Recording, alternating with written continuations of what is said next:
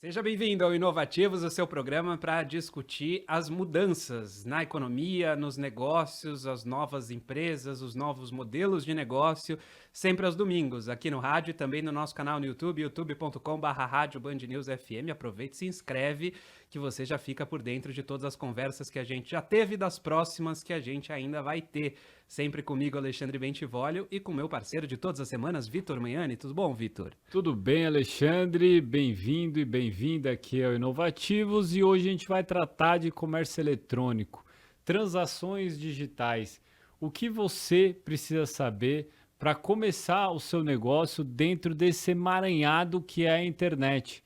O que tem de solução que pode agregar ao teu negócio, não importa onde você more, se não importa se você esteja na capital, está no interior, fato é que você precisa ter presença digital, porque se você não tiver o seu concorrente estando ali, você com certeza vai perder mercado e não é isso que a gente quer. Por outro lado, os consumidores, todo mundo que compra na internet tem hoje cada vez mais uma cesta enorme de bens, de produtos que pode acessar, receber em casa ou pegar em algum lugar, né? Cada vez mais tem várias formas de você conseguir acesso a esses bens e produtos, e com certeza com mais empresas dentro desse segmento a gente tem melhores preços, então isso é sempre muito positivo, né, Ale?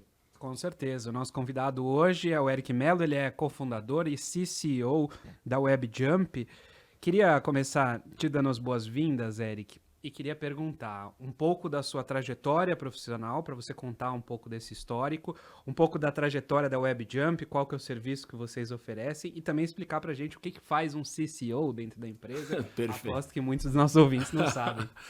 Vamos lá, obrigado. Primeiramente é um prazer estar aqui com vocês, aqui no Inovativo, falando um pouquinho mais sobre e-commerce, né, que é o que a gente gosta, o que a gente ama fazer. A minha trajetória profissional, ela começou numa editora, vamos dizer assim, né? Hoje que a gente pensa em banca de jornal, quem que vê banca de jornal hoje em dia, né? Quase não existe mais. Começou numa editora, hoje fundei a WebJump. Naquela época a gente tinha a ideia de que era um movimento que a gente estava tendo de ir para a internet. A empresa tem 15 anos, então a primeira coisa era ser o salto para a internet. Esse que era o nosso slogan na época. Né? E aí a gente viu que essa evolução que teve de você sair das páginas amarelas, né, e ir para a internet, ela aconteceu, e aí a gente resolveu focar em e-commerce ali para os meados de 2010, por aí. A gente começou a focar realmente na plataforma e começamos a desenvolver o nosso e-commerce na plataforma Magento. Né? Magento ele acabou sendo uma das principais plataformas de e-commerce do mundo. O WebJump tinha o intuito de ser a principal partner da Magento aqui no Brasil. Magento, quando a gente fala de plataforma de e-commerce, para você que está assistindo a gente, é realmente quem desenvolve a estrutura do seu e-commerce, todo o processo, toda a jornada, né? Todo aquilo que sustenta o e-commerce é uma plataforma que realmente faz isso para você. Então, o WebJump desenvolve esses e-commerce, seja com a plataforma e também com o desenvolvimento de toda a jornada, UX, UI, toda a parte de design ali a gente aplica. Então, crescemos bastante, a pandemia realmente deu um grande salto, né, nas operações de e-commerce, crescemos bastante, hoje a gente está com 300 pessoas, quase 300 pessoas, batendo quase 300 pessoas dentro da WebJump, e o Magento, que era aquela plataforma de e-commerce, ela acabou sendo adquirida pela Adobe. Adobe todo mundo conhece ali do Photoshop, conhece um pouquinho ali do PDF, mas a Adobe é muito mais que isso. Ela tem um portfólio enorme ali que a gente fala de DX, né, da experiência do usuário, onde o e-commerce é mais uma dessas plataformas. Então a gente entrou como uma plataforma de e-commerce ali, atendendo essa DX da Adobe como e-commerce, mas hoje a WebJump a gente está expandindo para todas essas outras frentes da jornada do usuário, que é o que a Adobe hoje oferece também para o seu cliente. E Eric, a gente sabe dessa importância em ter essa presença digital, porque os mercados hoje não estão regionalizados, né? Então, se você tem uma loja em Recife e a outra loja em São Paulo, se antes elas não competiam entre si, porque uma abordava um bairro lá de Recife e a de São Paulo, idem, Hoje não. Hoje, se você tiver a de Recife no digital e a de São Paulo não, elas vendem o mesmo produto, é capaz do vizinho da loja física que não está no digital comprar só pela facilidade dele ter acesso a um aplicativo, um site, a comodidade de receber em casa e assim por diante. Então, empresas que antes não competiam passam a competir. E pelo fato até dos Correios serem um serviço que conseguiu a universalização, ou seja, em toda cidade do Brasil, pelo menos você tem um correio, uma lotérica e um Banco do Brasil. Exato. Né? E a igreja, né? São essas 3 entidades que sempre tem em qualquer cidade. As pessoas conseguem, inevitavelmente, comprar na internet, aí pode demorar para chegar, mas ao fim e ao cabo, chega. Então, é muito importante entrar, né? Agora, qual é o perfil do cliente, do seu cliente? Ou seja, existe como definir um cliente para usar o WebJump ou entrar e ter o seu site próprio? No sentido de que qualquer lojista, independentemente do produto ou serviço, deveria entrar? Como é que é a forma, por exemplo, de implementação? Vocês oferecem consultoria? Se não, ele já precisa saber um pouco de como subir essa infraestrutura? Ou seja, eu queria que você trouxesse assim, qual que é o perfil desse empreendedor para ter o seu site próprio por meio da WebJump? Boa. Hoje a WebJump, a gente está focado muito mais em projetos enterprise, como Ambev, Nestlé, Alpargatas, que são clientes da WebJump. Mas a gente, lógico que a gente cresceu com o e-commerce, eu também faço parte do e-commerce Brasil, como conselheiro do e-commerce Brasil, que a gente discute muito isso, essa questão da democratização do e-commerce, né? Que eu estava até antes ali conversando aqui antes de entrar ao vivo, sobre como que é a importância desse pequeno varejo, né? De como que ele entrar. Eu tenho um grande amigo que ele fala, o Jean, ele fala: não construi sua casa em terreno alugado, né? Que é essa questão de você realmente fortalecer o seu brand, fortalecer o seu negócio. Porque antigamente, no mundo, quando a gente não tinha um mundo digital, o que era mais importante? Era ponto, ponto e ponto. Você tinha que ter um ponto bom. A pessoa precisava passar na frente da sua casa, do seu negócio, desculpe, para a gente conseguir realmente ter ali uma venda, vamos dizer assim. E a gente conseguir estruturar e fazer com que esse pequeno varejo vá para o digital é um trabalho muito difícil. A gente acha, principalmente os projetos mais enterprise ou grandes clientes acham que o e-commerce já está resolvido no Brasil. A gente sabe que não está. A gente sabe que realmente a gente precisa dar força para esse pequeno e médio empresário se digitalizar. E isso é difícil. É difícil porque hoje é muito mais fácil ele ir para um marketplace, que acho que é o caminho mais rápido que ele faz hoje, né? Mas por que não fortalecer o seu brand? Eu brinco isso, eu trago alguns exemplos muito legais, né? Sempre quando eu peço no iFood, né, você recebe normalmente, às vezes, aquele panfletinho. Tô recebendo direto agora, que é o cara falando: olha, se você tiver um problema, liga nesse número. Não abre um chamado, liga nesse número aqui e a gente vai resolver na hora. Ou aquele cara que você compra, minha esposa, eu sempre brinco, minha esposa comprou agora as roupas de aniversário da minha filha, temática do Encanto. Comprou numa lojinha de internet simples, uma lojinha pequena. Então, por quê? Porque esse cara estava digitalizado. Esse cara, ele entendeu que precisava ter um comércio online, que é aquilo que você falou, é o cara que tem a lojinha em São Paulo, em Recife, mas ele tem a lojinha lá, mas ele está digitalizado. Não sei se veio do Rio de Janeiro, não sei se veio do Piauí, de onde que veio, mas chegou. Então, acho que a gente dar instrumentos e de uma forma onde esse pequeno empreendedor entenda que é necessário investir no digital, é onde está o nosso papel hoje, como formadores de opinião ali, fazendo grandes projetos, né? Porque o grande projeto ele pode ser sustentável para as grandes empresas, mas e o pequeno? Né? O ponto de venda, quando a gente faz um projeto B2B, como que a gente pode digitalizar esse ponto de venda? Né? Dando realmente tecnologia e instrumentos com que ele consiga girar o negócio dele.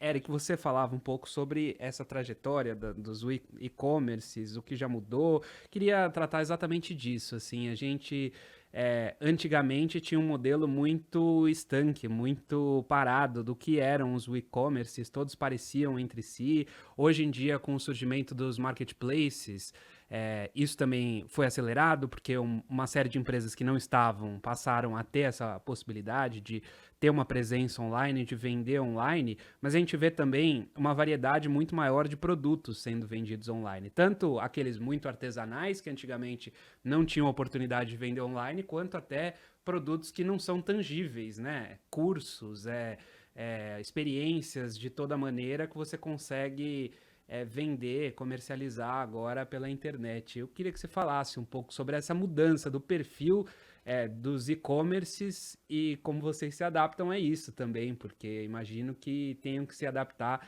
com modelos muito diferentes de negócio entre si, né? Perfeito. Você falou uma coisa muito interessante, não é o e-commerce que atualiza, né? Que vai modificar, é o próprio consumidor. Então a gente está num mundo hoje que o consumidor ele tem que estar no centro do negócio ali, a gente tem que olhar para ele. Isso que é importante a gente ter um trabalho de UX, né? Como fala, o que é o UX, né? User Experience, né? Onde a gente vai conseguir entender para que tipo de usuário a gente está fazendo, né? Um design, está fazendo um layout. É o que você falou, antigamente tinha sempre aquela cara. E como tinha sempre aquela cara que é homepage, catálogo, né? Carrinho, checkout. E a gente vê que tem outras e-commerces hoje muito diferenciados, ali no nível de experiência, onde você consegue fazer uma navegação diferenciada, onde você consegue, por exemplo, a gente fez um case da Starbucks que você consegue ter todas as receitas de café, como preparar o seu café, de onde que o café foi moído na Colômbia. Então, quando a gente começa a trazer mais experiências, né, para o dia a dia, para aquele consumidor na ponta, é o essencial.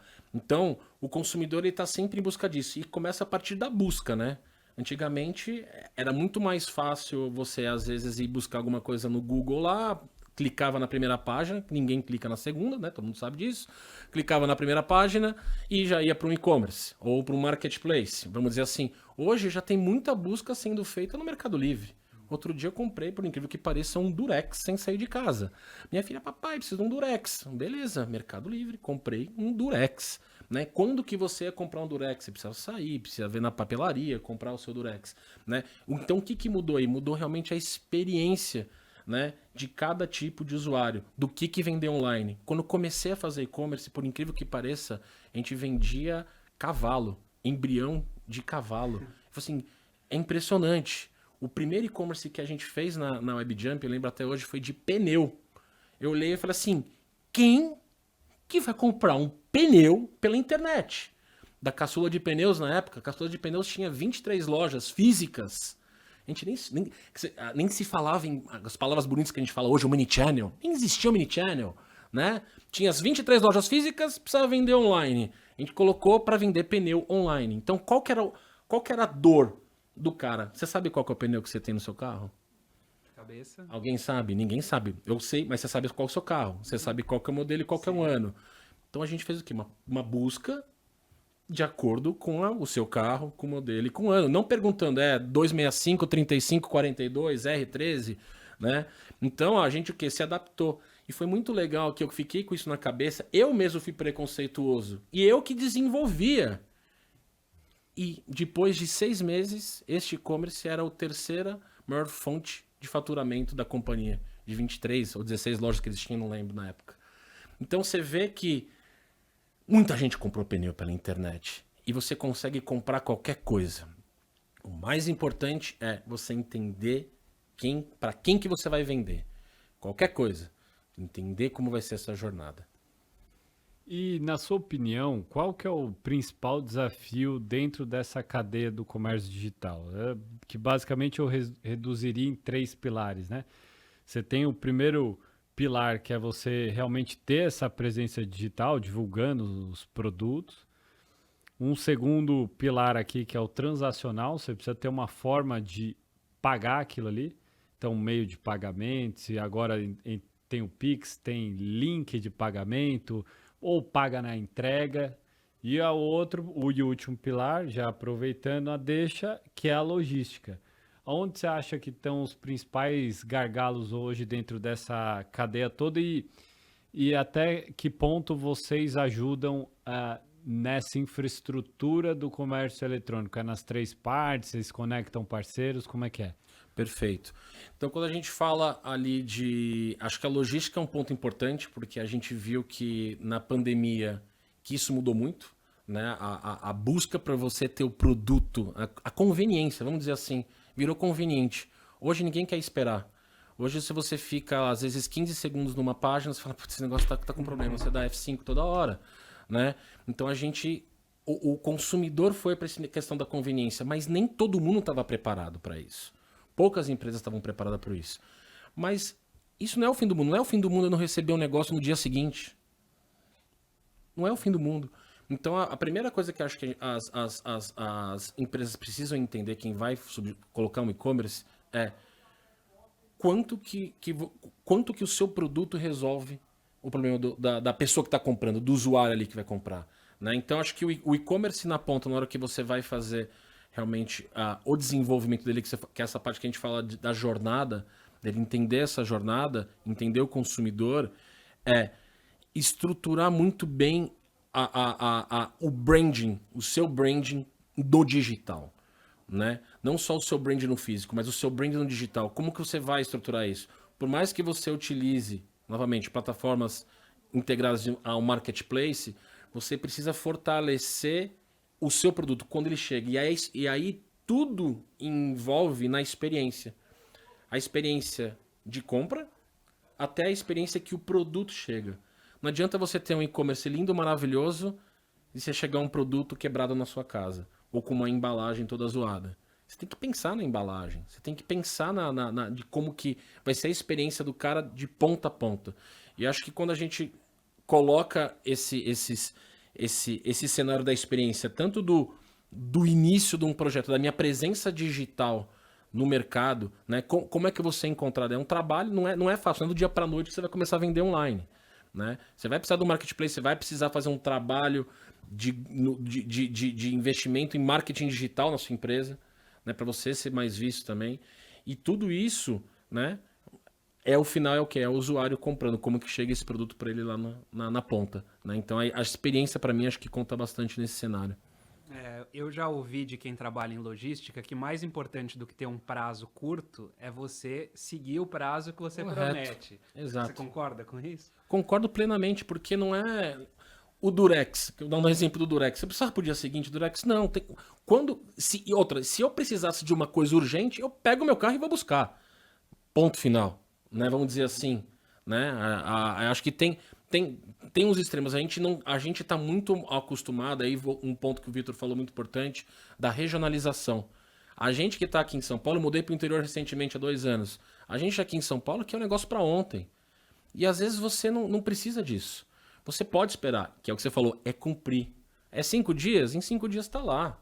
Você não vai precisar. Vai chegar na sua casa, você já está acostumado. Hoje a gente faz, eu pelo menos faço tanta compra online que eu nem lembro qual que é o prazo. Eu só vou vendo o que está chegando em casa. Né? Eu acho que é cumprir realmente com o fato de você ter a experiência do produto chegar bem embalado, chegar arrumadinho para você ali. Eu acho que não pode entrar muito nessa piração de ser para amanhã. Né? Acho que deixa essas brigas com os grandes aí, eles que querem fazer isso. Mas você que está abrindo seu e-commerce, primeiro de tudo, cara, faça o seu papel, atenda o seu usuário. No final do dia, é uma pessoa que está comprando. E é um empresário que está lá, é outra pessoa que está vendendo. Então o relacionamento é humanizado. Né? Você falou muito isso na NRF, agora que eu estava lá. Essa questão da humanização. Né? A gente precisa entender como que é esse processo. Onde que você entra bem? Quando tem um suporte. Eu tenho um suporte que não é um robozinho. É alguém respondendo e entendendo o que você precisa. Né? Eu acho que quando a gente começar a entender que por trás do computador, por trás do e-commerce tem pessoas, a coisa consegue fluir melhor. Queria amarrar alguns pontos que você já tratou aqui, Eric. Você falava sobre o que faz um bom e-commerce. Eu queria que você detalhasse mais especificamente isso, porque a gente tratava sobre as pequenas empresas que vão se digitalizar. E você tratava, inclusive, dessa coisa antigamente você precisava do ponto, você precisava estar num lugar onde muita gente passa. Hoje, as pequenas empresas, vale a pena para elas ter um e-commerce próprio? Elas precisam estar dentro de um marketplace, porque lá já tem um fluxo existente. Se elas tiverem um e-commerce próprio, elas vão ter que gastar muito dinheiro para aparecer com as chamadas buscas pagas, com os principais termos dos produtos. E o que faz uma boa loja, um bom e-commerce para essas empresas? São descrições bem feitas, é cumprir os prazos, é um mix de tudo. Queria que você detalhasse. É um mix, é bastante coisa, né? Bastante. Não é fácil.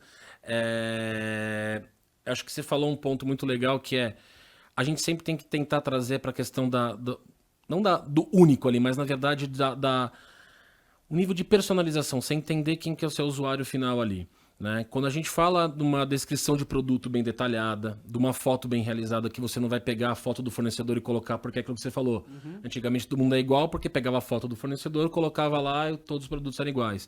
Cara, tentar tirar uma foto legal com um fotógrafo, investir nisso, investir de como que você vai demonstrar o seu produto. Né? E aí você ter a linguagem, né, que a sua marca, se a sua marca fala para um público mais sênior, você tem que pensar num e-commerce com fontes maiores, né, um e-commerce mais estruturado para pessoas com mais idade, terceira idade, conseguirem fazer a compra, né, então você vai precisar ter uma imagem talvez maior, um zoom que você consiga dar, né, se a gente está falando num e-commerce voltado ali para criança, para não dizer criança assim, né, hoje tem uma questão dos games hoje em dia, né, mas um e-commerce mais infantil, você precisa tentar trazer um trabalho de arte, um design, uma linguagem mais infantil e como que você vai trabalhar, né?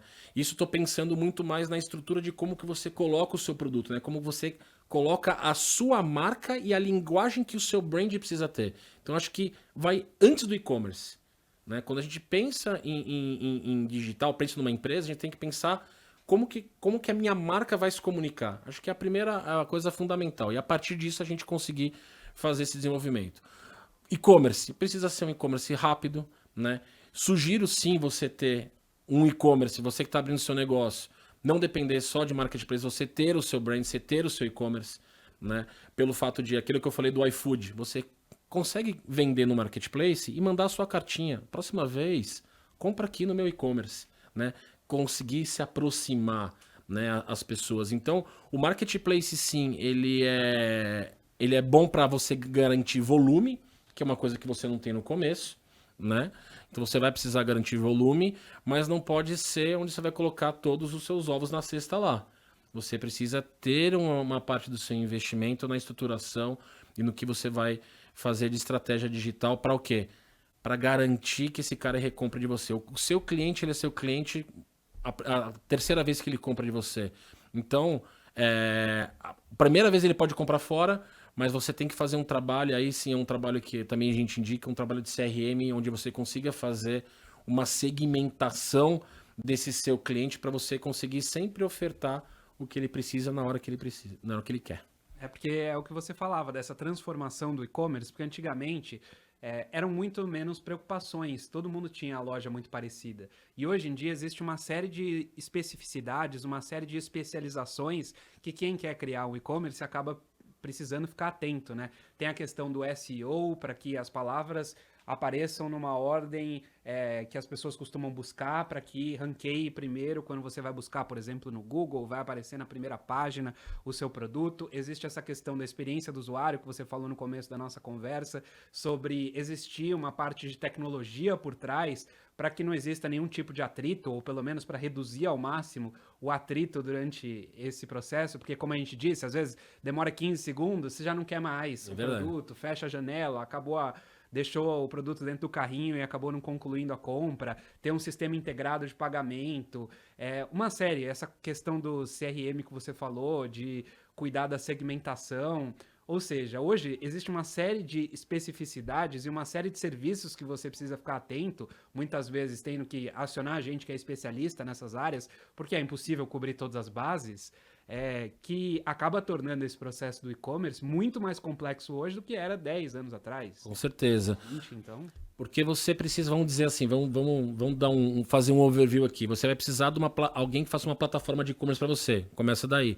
Você tem uma empresa de marketing digital.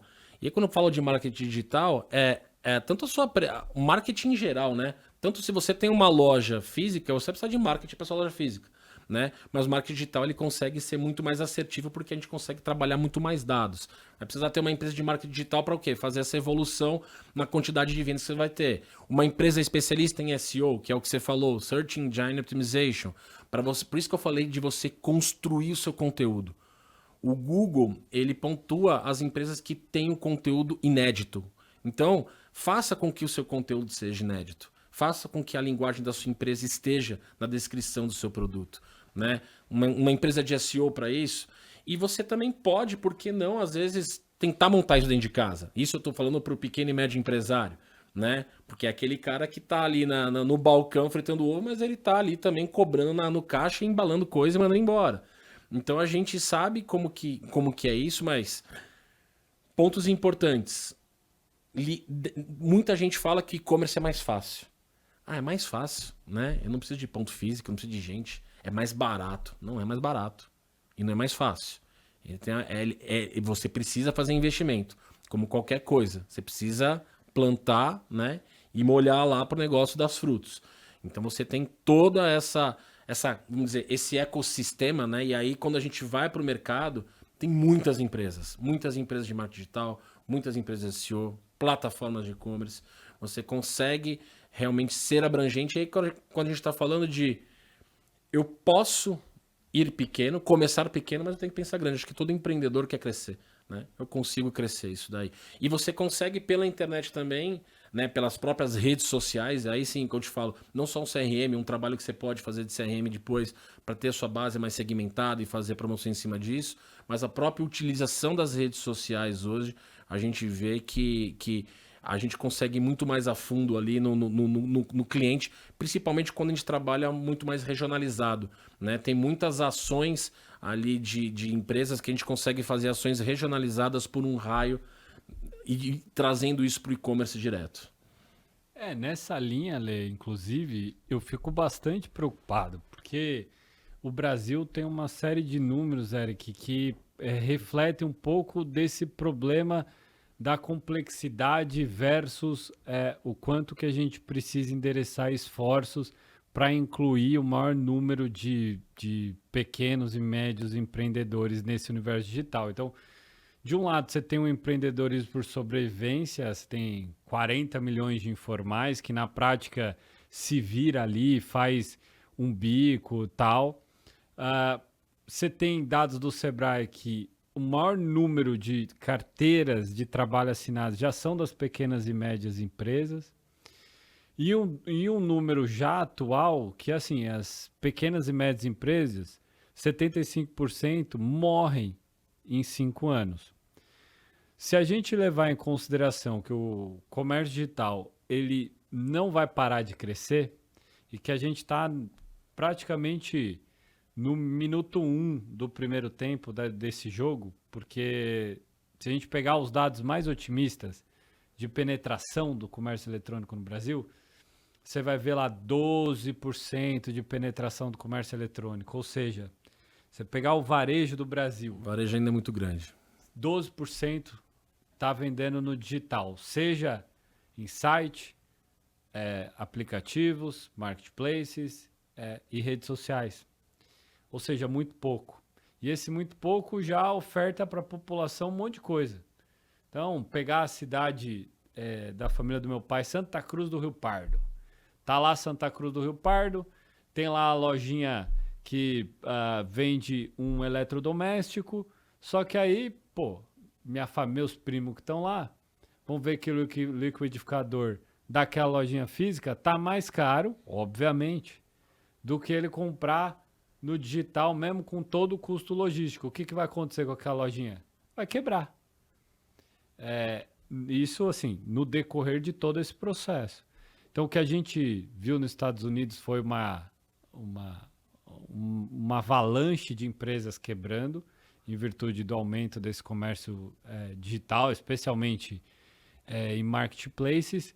E aí que tem a pergunta, que ela, obviamente, ela é complexa. Eu queria saber o que você pensa sobre o assunto, que é o que o país poderia fazer, e aí com uma lógica realmente assim de interesse público, para melhorar essa entrada ou acelerar essa entrada desse contingente enorme no digital para, no mínimo, não pode ser que não tenha a foto bem bonita que você falou, pode ser que não tenha o meio de pagamento já pronto, a fonte do nome perfeito, mas que pelo menos está lá. Se pesquisar, vão achar lá que o cara existe, que o cara é legal, que o dono daquilo ali é o João fulano de tal.